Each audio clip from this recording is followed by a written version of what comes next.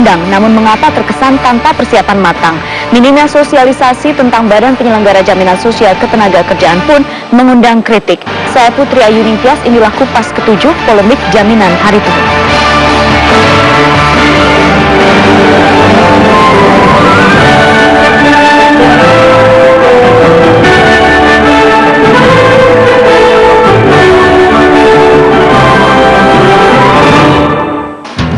BPJS Ketenagakerjaan yang baru resmi diberlakukan 1 Juli 2015 langsung menyita perhatian publik.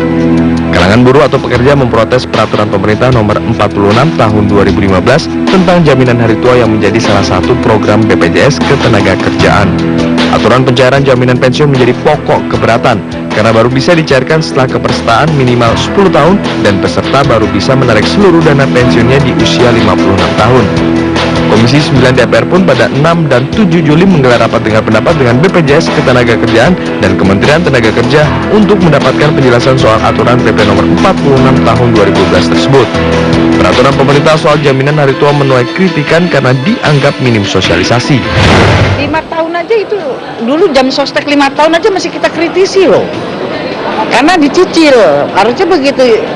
Itu yang sudah berikan itu hak buruh, uang dia kan yang dipotong juga selama dia bekerja. Kenapa sih mesti diindut-indut gitu? Kalau dikasih sekaligus mereka bisa memanfaatkan untuk modal, kelihatan kan? Jadi kalau ada rame-rame kemarin soal yang 10 tahun itu, yang 10 tahun itu adalah bagi mereka yang peserta aktif berarti. Peserta aktif.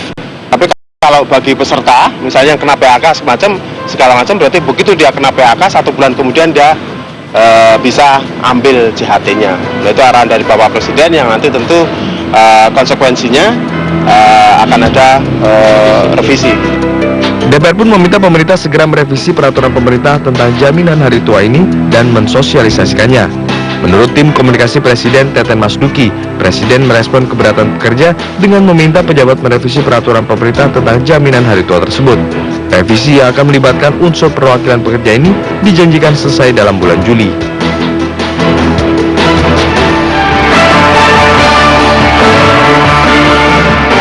Ya, pemirsa sudah hadir di studio Kupas ke-7 pada malam hari ini. Saya mulai dari sebelah kanan saya ada Dirjen Pembinaan Pengawasan Ketenagakerjaan PPK Kementerian Tenaga Kerja, Pak Muji Handaya. Pak Muji, selamat malam. Selamat malam, Mbak. Terima kasih sudah hadir di sini. Berikutnya sebelah kanan Pak Muji ada Pak Jeffrey Haryadi PM, Direktur Investasi BPJS Ketenagakerjaan. Iya, Pak Jeffrey, selamat malam. Selamat malam, Bu. Dan di sebelah kiri saya ada dari BPJS Watch Pak Indra Nusirwan. Pak Indra, selamat malam. Pak Indra Munaswar, mohon maaf, Pak Indra Munaswar. Terima kasih sudah hadir di sini. Kemudian ada Mbak Rike Diah Pitaloka, anggota DPR RI Komisi 9. Ya, selamat malam, assalamualaikum pemirsa. Waalaikumsalam warahmatullahi wabarakatuh. Dan paling ujung ada Ketua Umum Konfederasi Serikat Pekerja Seluruh Indonesia KSPSI, Bang Yoris Rawaya. Bang Yoris, terima kasih sudah hadir malam hari ini di Kupas ke-7. Saya ke Pak Muji dulu. Pak Muji, revisi sudah sampai mana sekarang? Tingkat harmonisasi sudah selesai sudah selesai di Kumham ya? Di Kumham sudah selesai, saya rasa tinggal proses nanti dari Kumham mengembalikan ke Naker, kemudian Naker melanjutkan menyampaikan kepada Presiden. Oke, time frame-nya kan ini ada lebaran 1 minggu perkiraan, jadi beresnya kira-kira kapan? Kalau dari ada kami, target dong dari kami mudah-mudahan besok begitu sampai ke Kementerian Tenaga Kerja, itu akan langsung kami sampaikan karena surat kepada Presiden sudah kita siapkan. Oke, jadi sudah bisa beres. Tapi pastinya poin revisinya seperti apa sih, Pak Muji? Poin revisinya seperti arahan Presiden dan melihat realita lapangan ya secara sosiologis terjadi. Kita melakukan mekanisme atau skema yang mereka 8 tahun.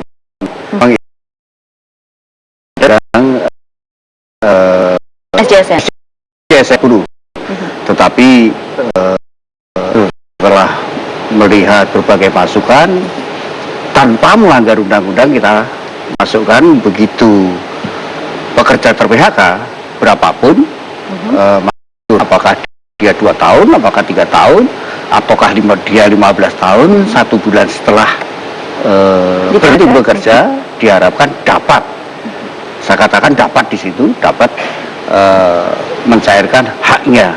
Karena kita juga harus menghormati bagi pekerja yang memang kemungkinan akan mendapatkan pekerjaan baru Iya. di tempat lain, dia bisa meneruskan kepesertaannya. Oke. Tapi kalau misalnya jadi sekarang untuk sementara waktu menunggu revisinya selesai, aturan yang dipakai yang mana Pak Jeffrey? Ya, terima kasih Putri. Jadi saat ini kami sudah dapat edaran dari Pak Muji, Ya. dari kantor Pak Muji, bahwa seluruh peserta yang telah mengajukan klaim sampai dengan 30 Juni kemarin akan Ya. kami proses. Diproses? Diproses. Ikut aturan yang mana? Masih ikut aturan yang Lama berarti yang ya? lama. 3 tahun 92. Iya, betul.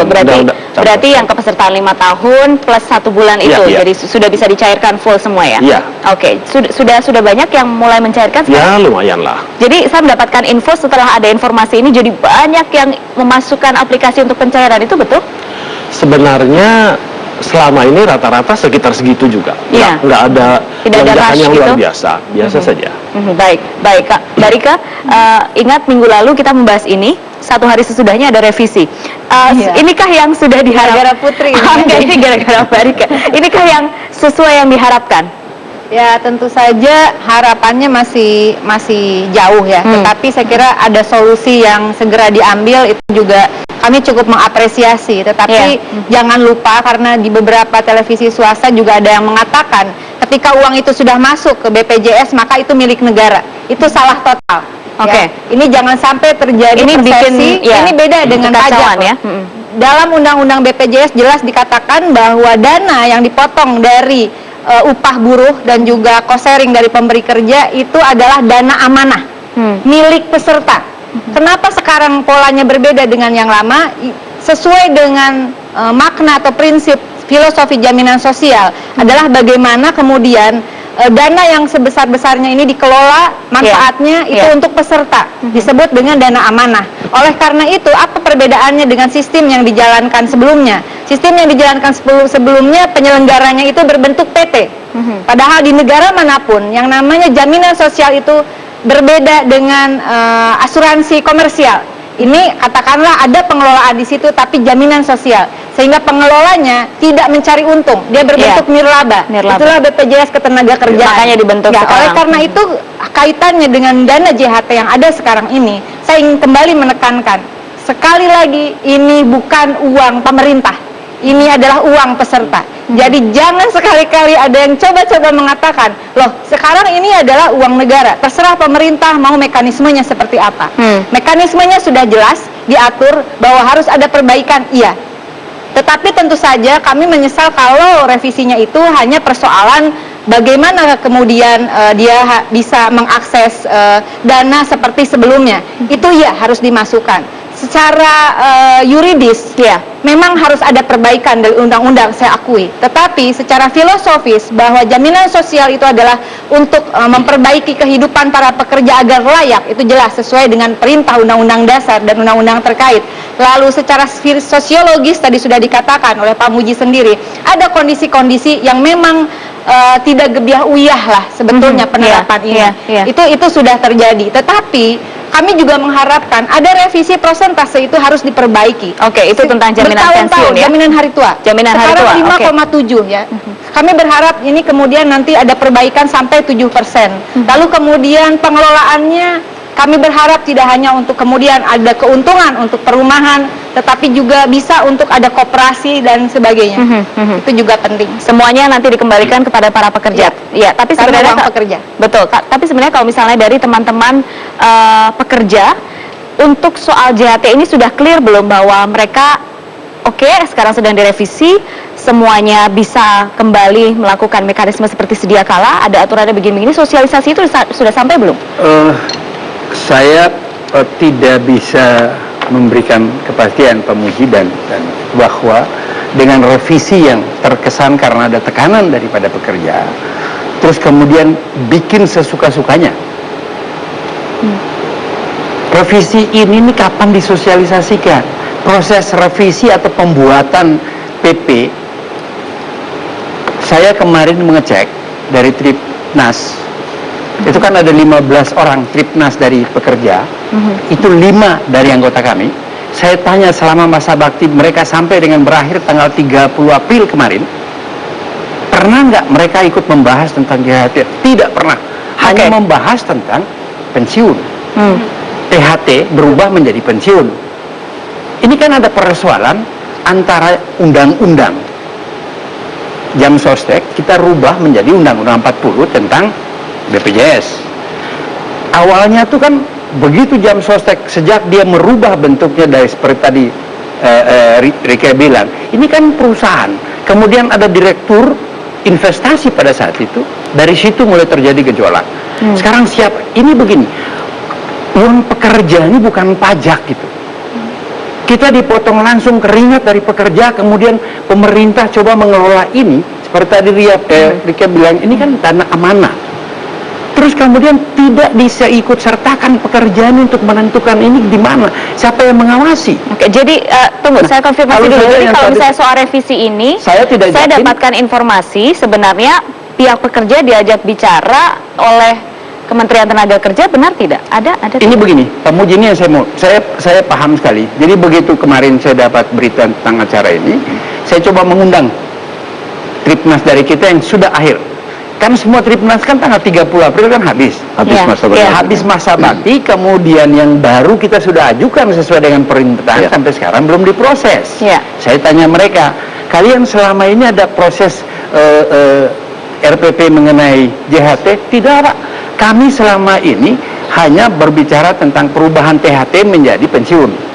Tunjangan hari tua. Nah, menjadi persoalan sekarang, Pemuji, saya bilang, ini akan menimbulkan masalah baru. Revisi sepihak antara Kumham sama Depnaker tidak melibatkan pekerja, kemudian sudah ini pasti ribut. Ini revisinya ya, Pak? Ya, setuju saya. Ini revisinya ya, persoalan revisinya ya. Ya, sekarang saya bilang, Pemuji, begini, proses membuat PP saja kita tidak dilibatkan. Kemudian sekarang revisi, apalagi cuma sepihak.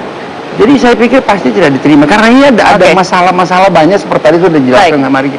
Ini dana amanah kita. Baik. Pak Muji, kalau boleh saya meluruskan Mbak Yoris ya, bahwa tanggal 30 September tahun 2013, pleno tripartit mendorong pemerintah dan menyetujui untuk disusun RPP JHT 3, JHT, JKK, JKM sama pensiun. Memang pada saat itu ada 2 PP yang kita bicarakan dan itu berproses. Kalau namanya pleno tripartit itu kan berarti sudah melalui badan pekerja. Dibahas baru dinaikkan. Tapi hanya baru dibahas sampai dengan akhir masa bakti pada pensiun.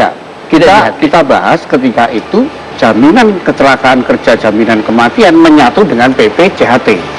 Dalam prosesnya itu sudah disatukan, hanya pemisahannya ke JHT tidak dikomunikasikan. Saya akuin itu. Kemudian masalah revisi kita dialogkan. Saya tidak mencari sebuah legalisasi ya, tetapi saya memperhatikan apa yang berkembang di Komisi 9 ketika RDP. Meskipun menterinya nggak datang-datang pada saat itu. RDP kan. Ketika itu Mbak Rike juga meminta untuk disosialisasikan dalam waktu 2x24 jam. Karena belum revisinya PP yang asli, karena belum PP nomor 46 ya. Tidak bisa diakses oleh publik.